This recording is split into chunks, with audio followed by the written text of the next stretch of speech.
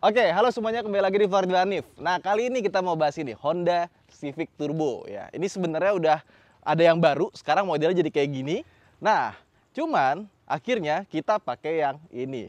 Udah ketinggalan sih, tapi dibandingkan dengan yang baru, ini juga masih ada kelebihannya kok. Nah, simak terus video ini ya. Jadi Honda Civic Turbo itu sekarang kalau kalian cari di mobil bekasnya, harganya mulai dari 350 sampai dengan ya hampir 500 tergantung dengan kondisi dan tahunnya. Dan ini kebetulan tahun 2019. Kalau kalian follow Instagram gue pasti tahu ceritanya. Jadi gue kemarin mau mudik, udah nyiapin velos, udah pasang dashcam, udah ganti oli.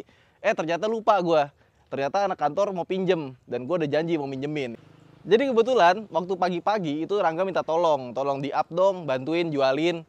Dia buat lebaran ya kan, biar ada masukan. Nah, pas banget siangnya gue baru inget anak kantor yang punya mobil. Ya udah akhirnya malam dianterin, gue bawa deh ini ke Klaten. Dan nanti kalau misalkan mobil Ioniq 5 udah nyampe, ada yang mau bayarin di daerah Klaten, Jogja, Solo sih boleh aja. Stay tune terus aja di Instagram gue ya.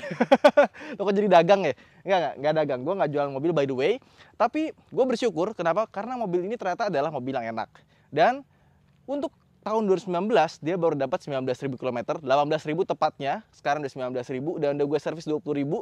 Banyak yang nanya servis Honda mahal atau murah. Ternyata kemarin servis 20.000 km cuma habis 700 ribuan, nggak nyampe 800 ribu. Asli, gue seneng jadinya. Wah ternyata nggak mahal ya. Gue pikir bakalan 2 juta atau sejutaan, ternyata cuma 2 juta. Ternyata cuma 700 ribu karena masih free jasa. Kalau sama jasa sekitar 1,2, 1,3.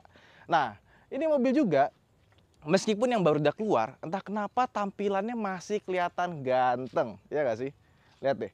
Ini tuh paduan sempurna antara sporty sama mewah. Jadi kalau kita pakai jas keluar dari mobil ini juga masih keren. Tapi kalau kita anak muda yang senang sporty-sporty, ini juga tampilannya nggak kayak bapak-bapak. Keren banget.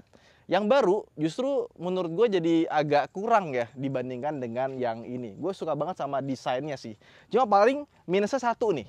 Dia desain velgnya itu rasanya jadi kecil, padahal dia R17. Harusnya dia ikutin desain velg yang ada di US yang pakai ring 18. Itu lebih keren dibandingkan dengan yang ini. Dan juga mobil ini beda sama sedan-sedan kebanyakan zaman sekarang yang biasanya tinggi. Ini tuh, ini sama bahu gua. Ini sama bahu gua, ini masih lebih tinggi bahu gua dibandingkan dengan atapnya. Coba kalau misalkan mobil kayak contoh Camry, Accord itu tinggi-tinggi banget ya. Dan juga mobil ini karena dia pendek, tapi dalamnya lega, alhasil ground clearance-nya jadi pendek. Gue berapa kali naik mobil ini kalau lihat polisi tidur suka mentok di bagian tengahnya, sama overhang depannya itu juga suka mentok, sama ke belakang sini nih. Nih, di bagian belakangnya ini dia punya dua knalpot yang keren ya. Biasanya kan knalpot cuma satu atau dua biji nempel gitu ya. Ini bikin dua kanan kiri. Tapi bagian knalpotnya ini suka mentok kalau kita parkir mundur. Jadi kalau parkir mundurnya tuh agak naik gitu, ya ini suka serok dikit kena. Nggak kena bumper tapi kenanya ke knalpot. Nah, terus bagian belakangnya nggak semua orang suka. Tapi gue lama-lama sih makin suka aja. Soalnya pertama kali keluar, kesana tuh belakangnya aneh. Tapi lama-lama jadi biasa. Dan juga bagian belakangnya ini ya, kalau misalkan kita buka bagasi, pendek banget. Yang kebuka cuma segini doang. Kayak apa? Kayak liftback atau kayak hatchback. Jadi ini pilar C-nya ditarik ke belakang ya. Makanya bagasinya jadi kecil. Nah, cuma karena pilar C ditarik ke belakang, dalamnya lega. Nanti kita akan masuk ke dalam, kita lihat seberapa lega interiornya. Nah, terus sebelum kita masuk, hal yang gue suka dari mobil ini, dia punya ini namanya remote engine start. Jadi kalau kita pencet ini dari jauh ya,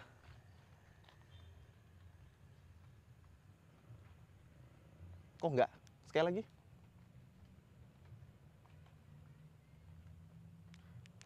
Coba. Nah, akhirnya nyala juga. Setelah percobaan ketiga ya. Harusnya nggak gitu, mungkin karena gue baru pencet aja, baru gue kunci. Nah, ketika kita remote engine start, dia akan maksimalin AC di blower yang paling kenceng. Jadi pas kita masuk ke mobil, itu udah adem. Nah, cuma sayangnya, ini cuma bisa di jarak dekat aja. Nggak bisa jarak jauh kayak misalkan Hyundai Creta gitu ya, kan kita bisa pakai HP, kita nyalain. Terus dalamnya dingin. Nah, kayak misalkan kemarin gue lagi sholat Jumat, udah selesai sholat, gue nyalain, gue pencet, ternyata nggak nyala. Dan gue juga nggak tahu apa indikatornya dia udah nyala apa belum. Jadi emang benar-benar harus dilihat seperti ini dan dengerin suaranya apakah dia udah nyala belum. Terus yang kedua, banyak orang bilang kalau misalkan lagi panas banget kita nyalain AC itu kan mesti dibuka ya, biar udara panasnya keluar. Nah tenang, kalau kita mau buka juga bisa. Pencet unlock yang lama ya, nanti dia akan ngebuka semua jendela secara otomatis. Oke, nggak kebuka, sekali lagi.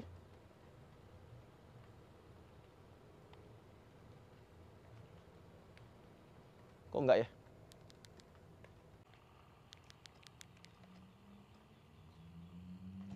Ah, bisa. Harus 3 kali ternyata. Oke. Nah, sekarang kita tutup 3 kali. Apakah dia akan tutup semua?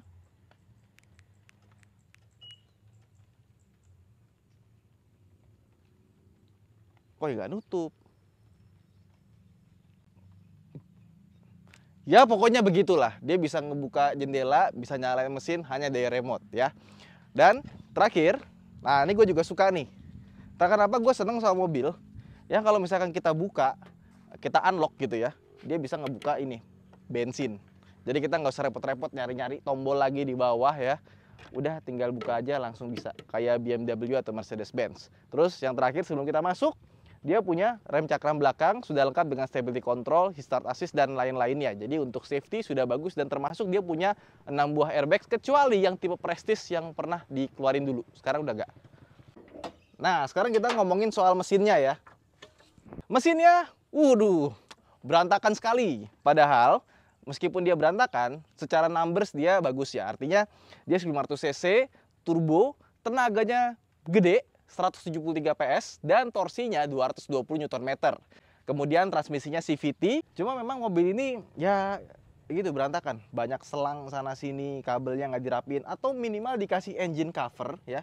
Ada yang jual sih ala-ala Type R, cuma gue nggak suka ala-ala Type R-nya. Jadi kalau misalkan beli engine cover, sebaiknya ya engine cover yang bentuknya biasa aja sih, nggak usah Type R-an. Nah, agak gimana gitu ya. Terus yang kedua, mesin ini adalah mesin yang sama dengan Honda Civic Turbo yang versi baru, jadi nggak ada bedanya. Terus yang kedua, dia juga dipakai sama mesinnya CR-V, sama persis cuma beda output tenaganya, dan sama Accord pun juga sama, cuma beda output tenaganya ya. Jadi mungkin di settingan atau tuningannya yang berbeda, tapi overall sama. Jadi kalau misalkan kalian pengen kulik-kulik dikit, mungkin remap, ganti intercooler yang lebih gedean, ini pasti tenaganya lebih gede lagi. Dan soal performanya, nggak perlu ditanya lagi, performanya bagus, kenceng, dan di atas 100 itu gampang naiknya, ditambah 0 ke 100-nya itu di bawah 10 detik. Jadi mobil ini performanya nggak main-main. Bisa dibilang kayak apa ya, best of the both worlds gitu ya. Jadi kayak dia irit bisa, tapi buat kenceng pun juga bisa. Dan transmisi CVT-nya halus, tapi masih ada rasa CVT-nya. Sekarang kita masuk ke dalam yuk. Di tahun 2019 dia mendapatkan facelift, ada bedanya di bumper depannya. Terus motif joknya sekarang jadi lebih sporty di bagian sininya. Dan terakhir dia mendapatkan electric seat di sebelah kiri. Tadinya yang sebelumnya itu cuma di sebelah kanan aja. Dan dibandingkan dengan yang versi hatchback, dalamnya dia lebih mewah. Kayak contoh, di belakang sini ya. Nah, ini bagian belakangnya soft touch, door trimnya. Kalau yang hatchback, di sininya keras. Head unit mobil ini itu kelihatannya bagus secara tampilan. Secara fungsi, ya, ini bener-bener, aduh, gitu deh. Tampilannya tuh kayak head unit yang jadul gitu ya. Udah gitu dia nggak ada tombol fisiknya. Semuanya tombol digital seperti ini. Dan kalau kita mau Bluetooth ya, Bluetoothnya dipencet di sini. Habis itu di sini baru masuk ke music. Ini agak sedikitnya belin ya. Ya kerasanya jadi kayak kurang mahal gitu. Padahal secara tampilan udah bagus. Udah gitu yang paling gue sebel dari mobil ini adalah dia punya kamera mundur. Yang kalau kita pakai di siang hari itu sama sekali nggak berguna ya. Kalau mata lagi terik ini sama sekali nggak kelihatan. Udah gitu dia kan modelnya fish eye ya, ngebulet gitu ya. Ini masih ada buletannya gitu loh. Kenapa nggak dibikin diratain gitu sama si head unitnya? Terlalu malas kayaknya Honda buat ngedesainnya itu loh. Atau enggak mendingan dikasih head unit bawaan dari Honda Civic daripada bikin yang kayak gini. Kamera mundurnya jelek banget gitu loh. Jadi kalau misalkan kalian beli mobil ini, cari head unit yang merek lain. Itu lebih bagus dibandingkan dengan yang bawaannya. Ya asli, serius. Ini nih, driving position. Ini adalah sweet spot dari mobil ini, di mana kita bisa dapetin driving position itu kayak sporty banget. Jadi dia bisa rendah banget ya. Ini kalau nggak salah posisi paling rendah ya. Kebetulan kalau gue nyetir senangnya paling rendah. Jadi kalau misalkan kita paling rendah ini tinggi 177 ini nggak ada masalah di sini. Dan kalau misalkan mungkin kita kurang tinggi gitu ya, ini kita bisa tinggiin yang bener-bener tinggi sekali.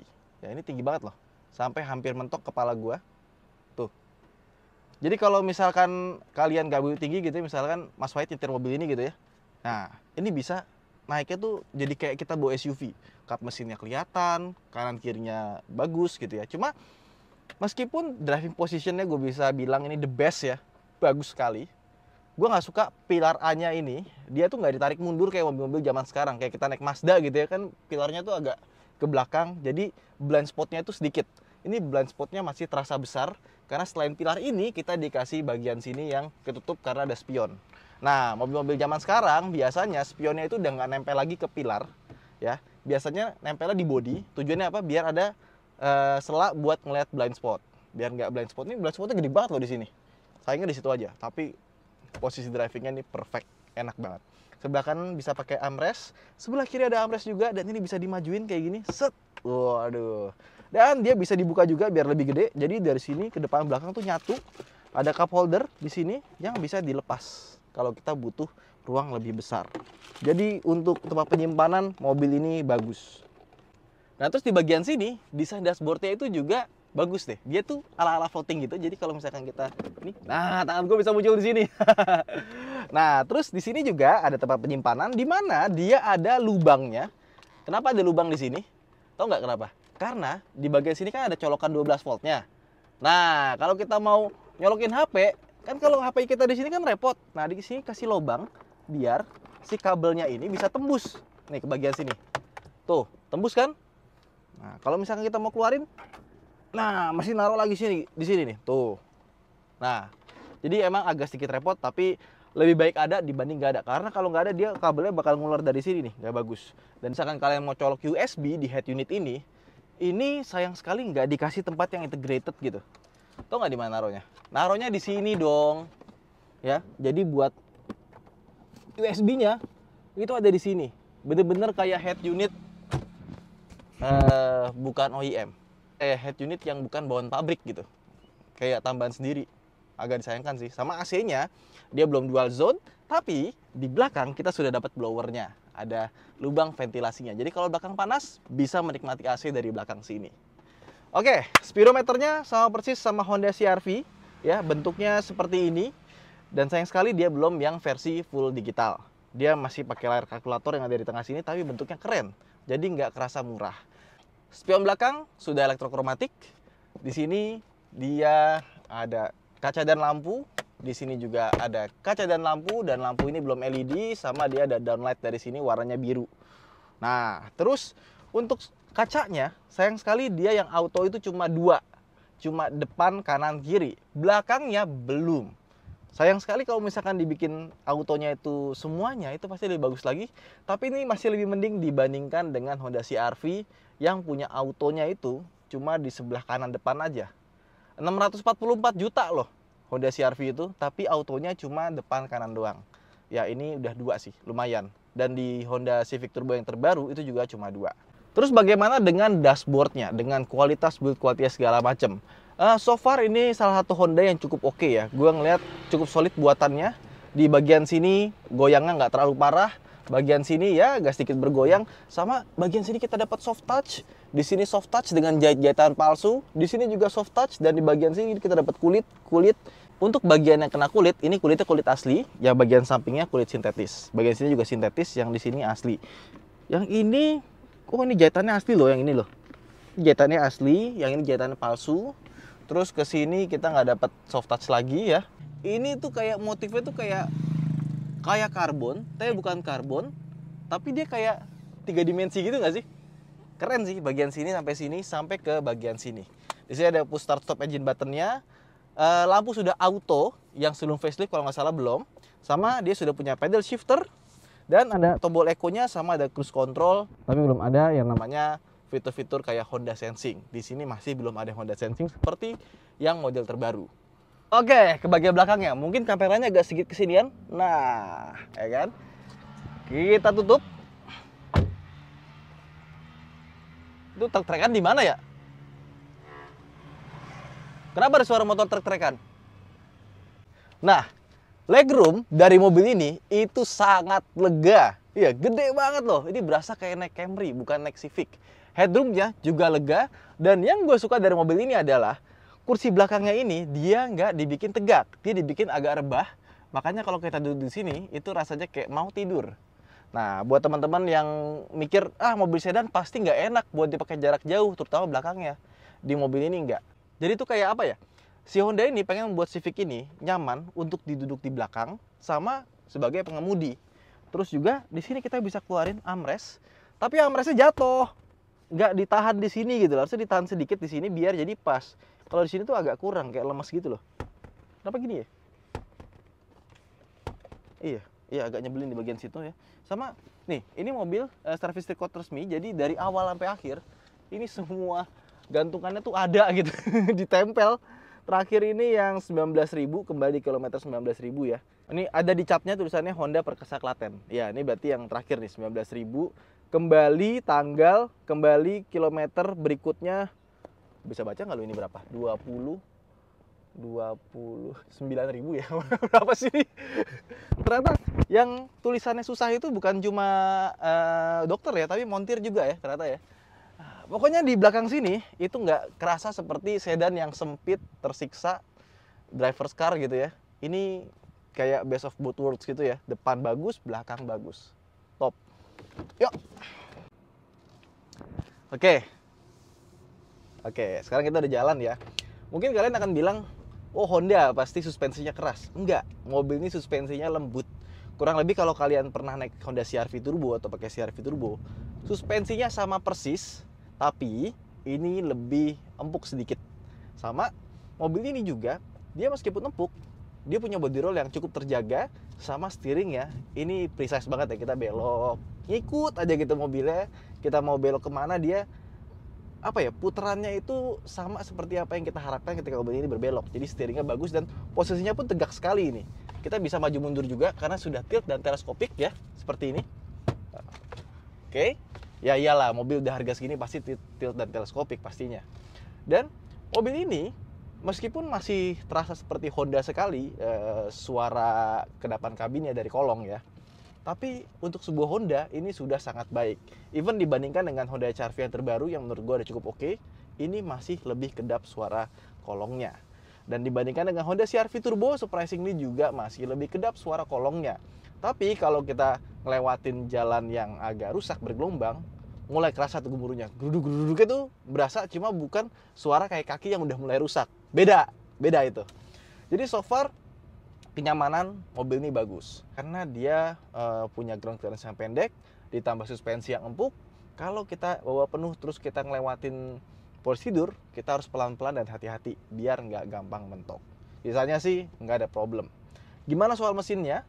Nah, di sini kita punya mode Econ ya, yang bisa kita matiin atau nyalain, dan kita punya mode S, mode Sport. Diletaknya di transmisi, nggak ada pakai sport mode gitu. Kalau kita masuk mode S, maka dia akan membawa mobil ini tuh RPM-nya lebih tinggi dibandingkan dengan sewajarnya. Biasanya di antara 1.500, ini jalan gini aja dia dapetnya 2.000. Dan kalau kita gas, videografer kita miring langsung. Iya, enak sih. Mobilnya responsif, kenceng, dan ya masih berasa sih VT-nya, tapi enak lah, nggak ada komplain. Tapi memang kalau kalian pengen driver oriented banget, masih ada Mazda 3. Cuma kalau untuk perfect balance ya antara kenyamanan dan sportivitas, Honda Civic Turbo ini menurut gua salah satu yang bisa dijadikan pilihan. Nice. So far sih nggak ada kendala ya. Kalau kalian beli Honda Civic Turbo, mungkin saran gue yang pertama ganti kaca film yang terutama bagian depan, karena depannya masih agak berasa panas. Dan yang kedua, head unit. Ganti head unit yang lebih baik daripada bawaan aslinya. Udah itu aja. Sisanya sih no problem. Dan kalau kalian pengen lebih enak lagi, ganti audionya sama yang lebih enak suaranya. Ganti speaker, sound system segala macam. Ya modal 15 juta cukup lah. Sisanya mobil no complain. Oke, jadi itu aja mungkin video kita kali ini. Next kita akan bawa mobil ini ke Jogja, agak jauh sedikit. Terus kita akan isi full tank dan balik ke Klaten kita akan full tankin lagi. Nah, jadi biar kita tahu apakah konsumsi bahan bakarnya itu sesuai dengan apa yang ada di MID. Dan yang kedua, kita akan bahas tentang oil life, di mana mobil ini punya oil life ya, yang sama kayak si CR-V Turbo. Lebih cepat dibandingkan dengan si mobilnya sendiri. Ya, dengan si waktu servisnya maksudnya ya. Ya udah, itu aja mungkin video kita kali ini. Terima kasih telah menonton. Jangan lupa untuk like dan subscribe. Kalau kalian punya Honda Civic Turbo, bisa komen di bawah seperti apa rasanya. Dan sampai jumpa di video berikutnya. Bye.